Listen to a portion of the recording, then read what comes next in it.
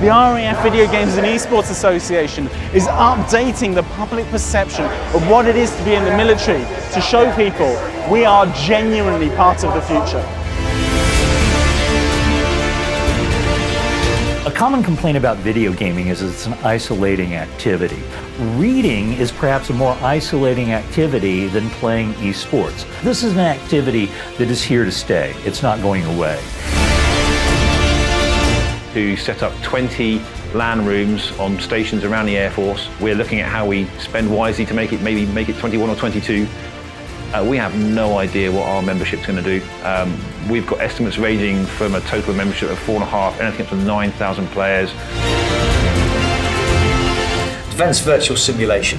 So there's no real troops on the ground. There's no aircraft flying. It's all done as if you like, a big Call of Duty, a video game, which is made by Bohemia Interactive, and it's Virtual Battle Space 3. Just based on the original Army game. Augmented reality, and as you can see, it combines not only esports as they traditionally would think of them, but also some physical activity.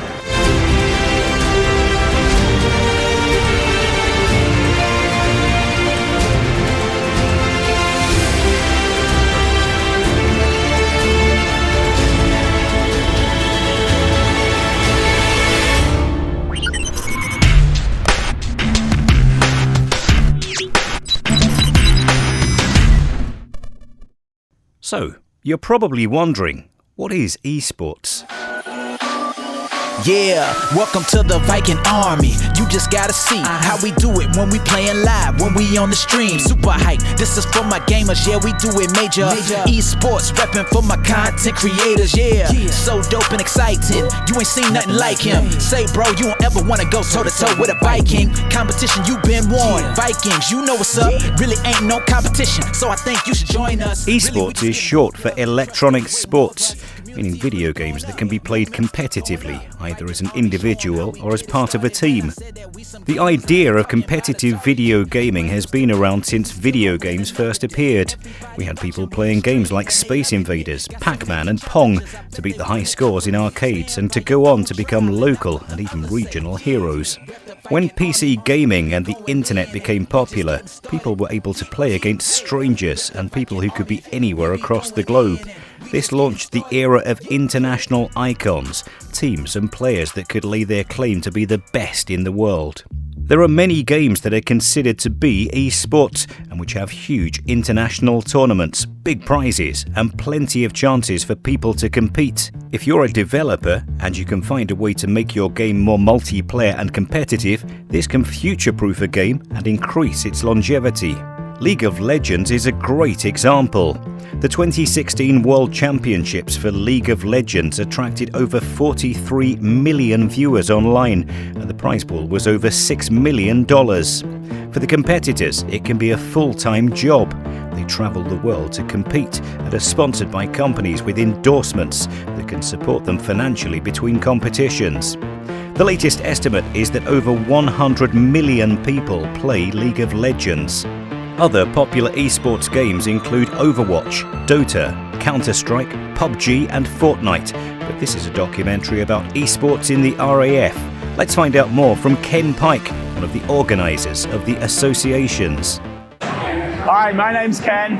I am an RAF civil servant, but I'm also a massive computer gamer. I'm part of the Royal Air Force Video Games and Esports Association that's here at Insomnia 65, and we are bringing RAF video gaming to the world for the very first time. And what brings us all together is our love of all of this. Computer games, from the classic things behind you, from the Nintendo stand, through to the most cutting edge video games, virtual reality environments, esports, and even physical video games that are mixing the boundaries between computer games and real sports. RAF Esports became a concept at Insomnia 62, where a few of the guys that we had there as part of the RAF 100 team came to this very place, looked around and said, hey, we should be doing this. We should be doing this as an association. We should be doing this as a team, as an RAF team. And Wing Commander Dan Pento, who's the current chairman of the association, really started to push this forward. Got permission to proceed a few months ago. In only 5 short months, we've gone from 0 members to 500 members, of which about 60 are here at the Birmingham NEC, manning the stand here, but also playing games in the Bring Your Own Computer arena next door, and competing at the very highest level. We have smashed the Army team at Counter-Strike and Overwatch a number of times this weekend, but they've also competed against professional level gamers. People have taken trophies in things like augmented reality dodgeball, in games like Quake, an absolute classic that's been around for 10 years or more. This is a team that has gone from nothing to huge levels of success in an incredibly short time.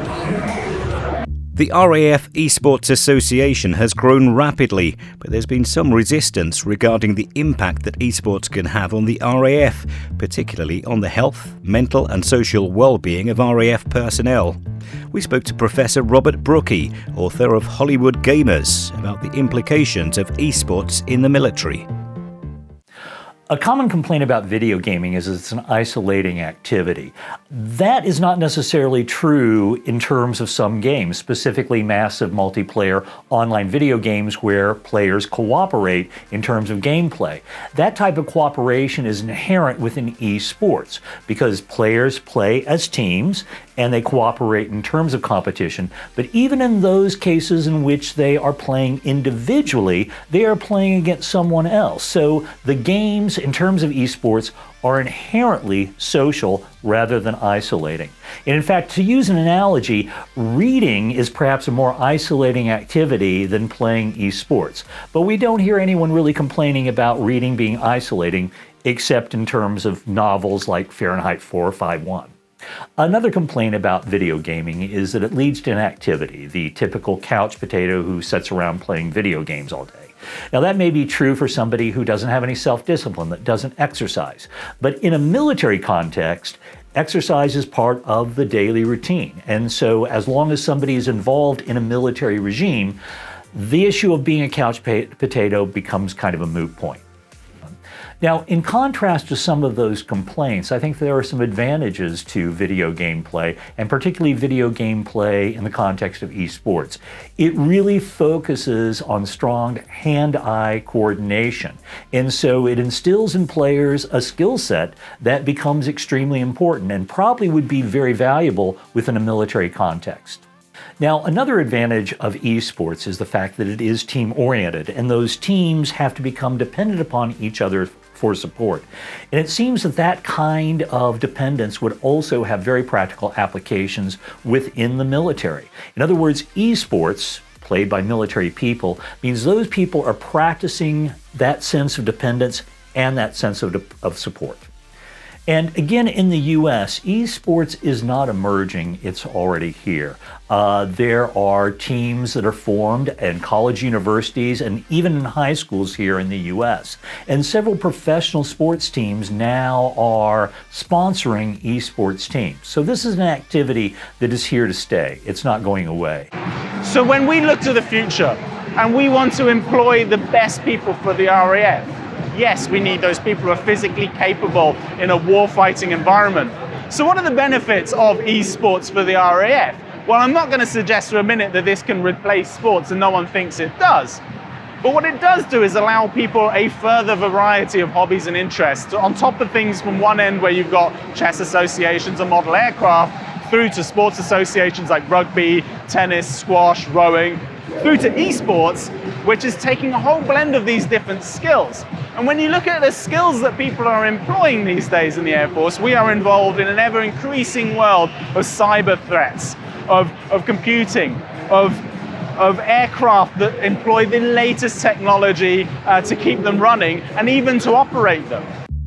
To combat some of the stereotypical physical health features of video games and the gamers themselves, the RAF Esports Association and the RAF Central Fund have recently unveiled the first esports club.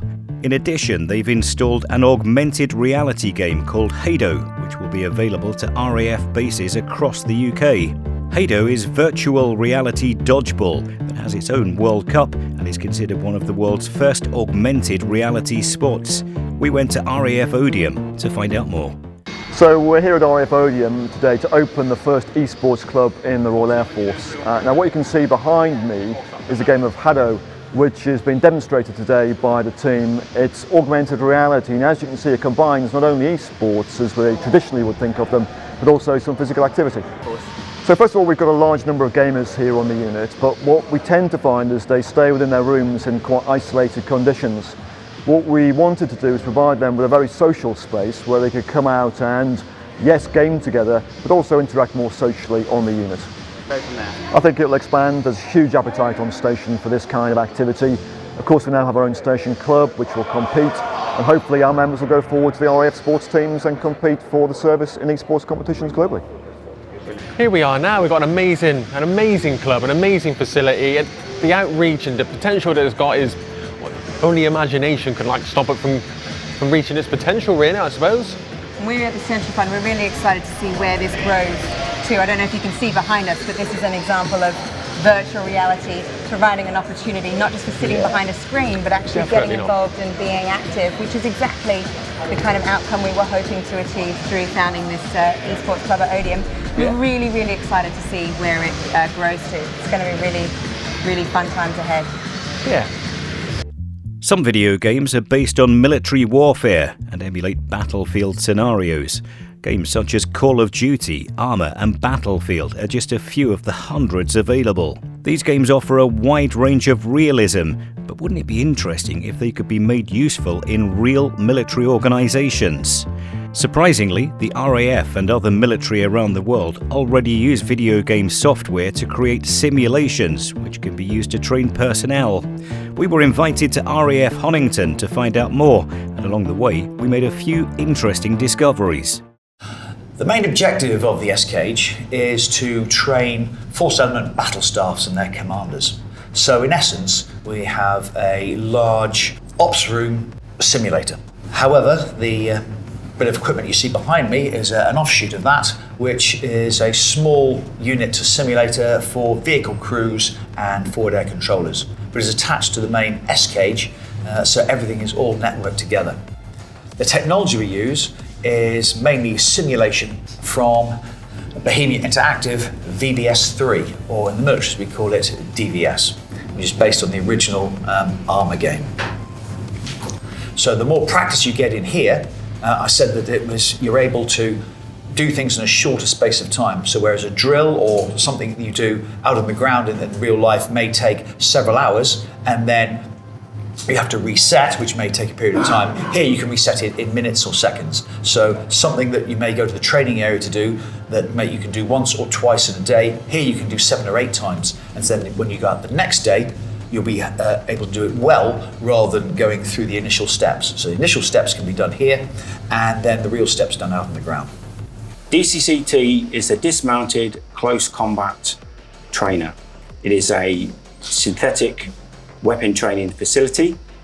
It enables us to train our service personnel with all the small arms currently available, so anything from Glock pistol through the in-service rifle, sharpshooter, and then machine guns up to our heavy support weapons, including the HMG and the GMG grenade mounted machine gun. The technology of our training will only be enhanced with the technology of our equipment. If that investment fails to keep up with current practices and stuff which is out there, which our younger generations are now being able to get hold of themselves, we will be doing ourselves a disservice not to keep up with that practice, yes. So as the world as a whole becomes more and more reliant on technology, the defence sector and defence of our nation isn't immune to this. So it is really important that the recruits of the next generation, or even these recruits coming through, have an awareness, have a innate ability to pick up technology quickly and use that to the best advantage. So, I believe that gaming generation coming through and people who are used to using games will bring that knowledge through of teamwork, of tactical awareness, of communication, and of just using keyboard, mice, virtual reality into defence, and that will be a significant force multiplier for the threats to our nation in the coming decades. PC gamer myself, bringing esports into the military, I think is great. I think it's like everything, balance is important, and it shouldn't take away from, physical training, sport in the military. I think that has an important part to play. But do I think esport is adding value to the military? Absolutely. Will it attract the right type of technical people into the military to face the future threats? Absolutely. Do I think that the skills that esports bring, that are required for esports, that are relevant to defence? Absolutely. Like I said before, teamwork, communication, tactics, and just general use of technology, I think is really important. The only thing that I'd add is it's so great to see the RAF kind of forward-leaning in terms of the esports space, but also just technology in general. And this is the future, so we want to attract the best talent to the defence of our nation. So good on you. Finally, to wrap up this documentary, we decided to chat with the chair of RAF Esports, who gave us some insight into the future of esports in the Royal Air Force. When I joined the Air Force, most of our social activity was through what's then known as a NAFI bop, which was pretty much a disco night put on by NAFI. They kind of stopped a few years ago. And for a while we had the bowls. Most stations had a bowl of some sort. But I think with one exception now, almost all the bowls are closed. If you were to do a block inspection today, virtually every room you go into comes fitted with a PC or a console. It's just something that all the kids today do. And when they join up, they don't stop because they've joined the military. So one of the things we'll be aiming to do is to link physical activity with esports, both by encouraging our members to get involved in physical activity and also to encourage the sort of teamwork you gain, the teamwork, coordination, leadership skills you get from doing team sports is just as valid online as it is in real life. And if we have people who play sports and then go online and play esports, that's fantastic, because it's all about service ethos of making sure we have great teamwork, great coordination, and developing the leaders of the future. I think we can do all that and contribute to the service community with that. I spoke recently to one of the squadron members, a 617 squadron, flying the new F-35 Lightning Bs. And those things provide so much information to the pilots through the helmet system that they have, that the squadron boss there says that the PlayStation generation is ideally suited to understanding all of these myriad of data inputs that they have to deal with. We also need people who understand quick reactions in a digital environment, and that's what esports gives us. We speak to some of the young people here who are the potential RAF members of the future, and these guys are fast. They've got a brain on their shoulders that can process data like nothing that I've ever seen before, and that's what we need. If you'd like to know more about esports in the Royal Air Force and you're already serving, get in touch with your base representative, or you can contact the RAF Sports Federation online, rafsportsfederation.uk. If you're not currently serving in the RAF, then check out our main page at raf.mod.uk, where you can drop us a comment or message below.